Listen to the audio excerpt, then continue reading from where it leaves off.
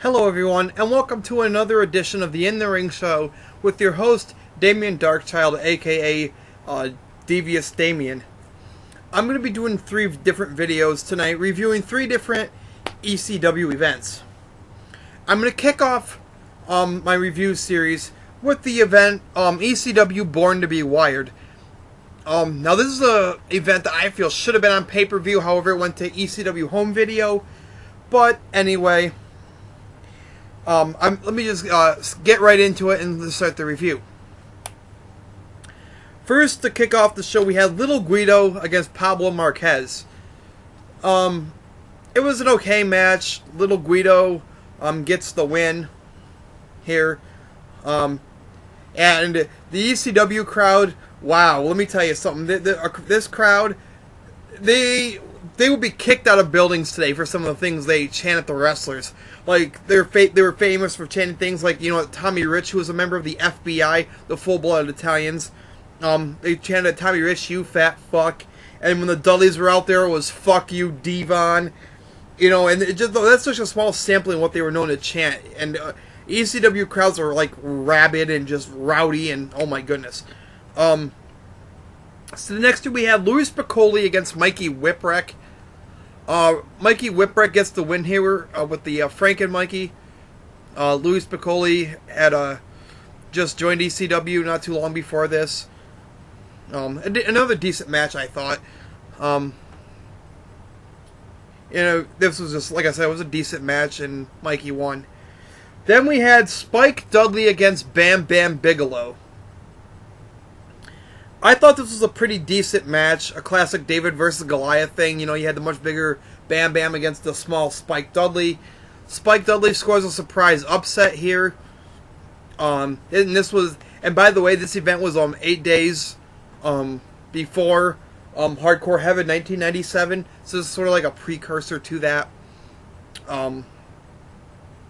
These two would end up having a rematch at Hardcore Heaven 97, but I'll tell you more about that when I get to that review. So then we had Shane Douglas against Lance Storm.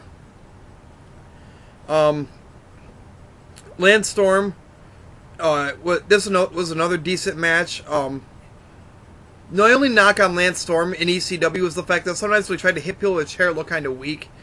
But Lance Storm, I've said it before and I'll say it again, I thought he was an underrated wrestler. I thought he was actually better than people gave him credit for. It was a short but decent match. Franchise wins with the belly-to-belly suplex.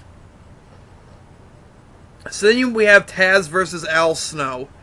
And before this match starts, Al Snow talks about how he was, misused in the WWF and stuff like that, and how he came here to be and stuff like that, and then he chastised the fans for booing him when he wrestled in the Philadelphia Spectrum for the WWF, so on and so forth. So Taz wins with the Taz mission and retains the TV championship. So next we have what starts out as a tag team match between the Dudleys against Axl Rotten and Balls Mahoney. Now, I do want to mention that I liked Axl Rotten's shirt he was wearing. He was wearing an Insane Clown Posse Riddlebox t-shirt. Thought that was fucking awesome. I love ICP. I think they're great. But anyway, the Riddlebox shirt was just fucking, like I said, fucking awesome. But it's like I said, it starts out as a tag team match. Big Dick Dudley keeps getting involved. After a few minutes, it looks like Balls Mahoney and Axl Rotten are just saying the hell with this. They appear to be just walking away from the match, saying fuck it. All of a sudden, they come back out, and they have the Extreme Shaw Hack Myers with them. Now, if you didn't watch ECW back in these days, you might not know who any of these guys are that I'm talking about. But if you do remember, or if you don't remember, go back and watch some old school ECW good stuff. So it turns into a 6-man tag team match with Big Dick Dudley, Bubba Ray Dudley, and Devon Dudley against Balls Mahoney, Axl Rotten, and Hack Myers. So the Dudleys end up winning the match. So then after that, we get we get a match between Tommy Dreamer and RVD. A decent match, with RVD winning, and then all of a sudden, after RVD wins, Sabu comes out. They start putting the boots to Dreamer. Then out comes the triple threat. They're fighting with RVD and Sabu. You know, it seems like they're fighting over who gets to put the boots to Dreamer. Suddenly, the whole locker room comes out. It's a big, giant fucking free-for-all. The Dudleys are in the free-for-all. They clear the ring. Suddenly, here come the Eliminators and New Jack from the Gangstas. They all hit the ring. They clean house of the Dudleys. Then we have, Tommy Dreamer, the Eliminators, New Jack, Balls Mahoney, Axel Rotten. They're all taking their turns on the Dudleys. They start beating up Joel Gertner, who was the personal ring announcer for the Dudleys.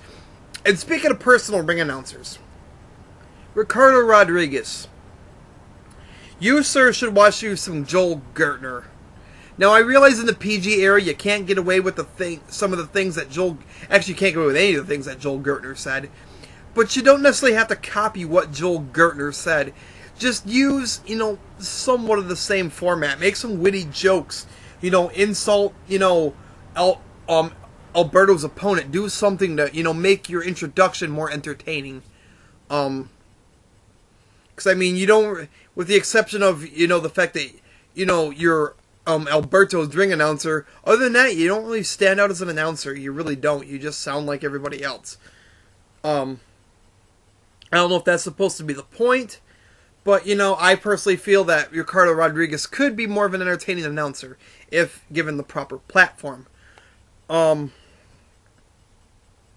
then we had Terry Funk versus Sabu in a barbed wire match for the ECW World Heavyweight Championship.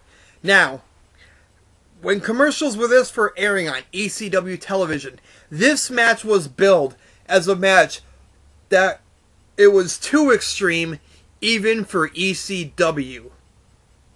And honestly, I tend to agree. For anybody who thinks a Monsters Ball match is some shit, go back and watch this match with Terry Funk and Sabu. The things that these two men do to each other with barbed wire, it's insane.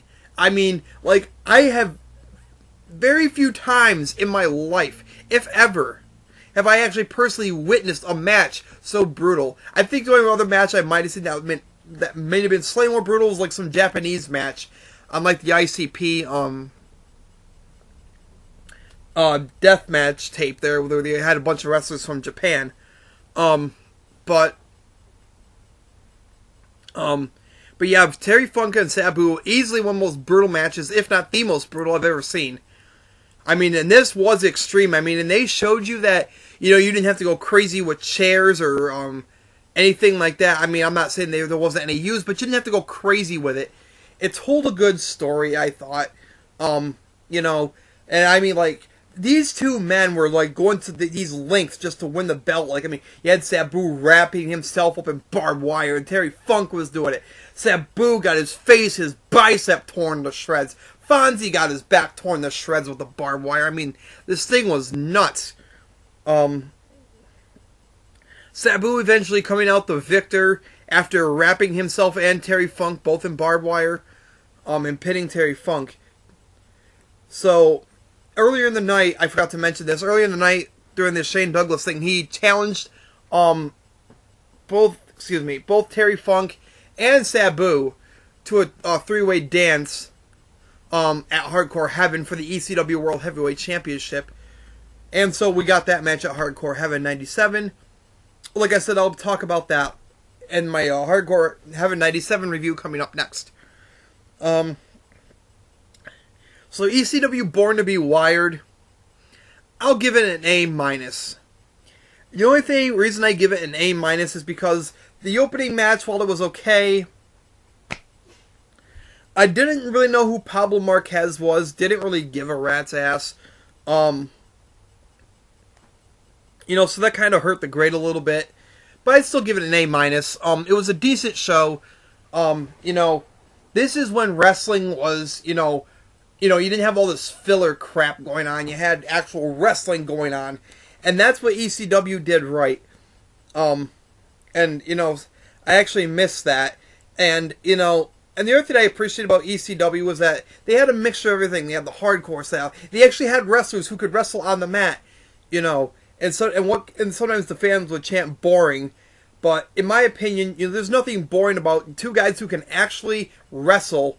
You know, actually plying their craft, you know, and actually having a decent wrestling match without all the, you know, chairs and stuff going on. All the chairs and stuff being used. I mean, I'm not saying I'm against it, but it's a nice, but you know, once in a while, especially for ECW, something like that was a nice change of pace, I thought. So anyway, like I said, this show gets an A-. For this particular review of the In the Ring, for the In the Ring show, I'm Damien Darkchild, and like I said, coming up next, immediately following this, is going to be my Hardcore Heaven 97 review. So I'm going to get ready to do that. For this edition, this is Devious Damien signing out.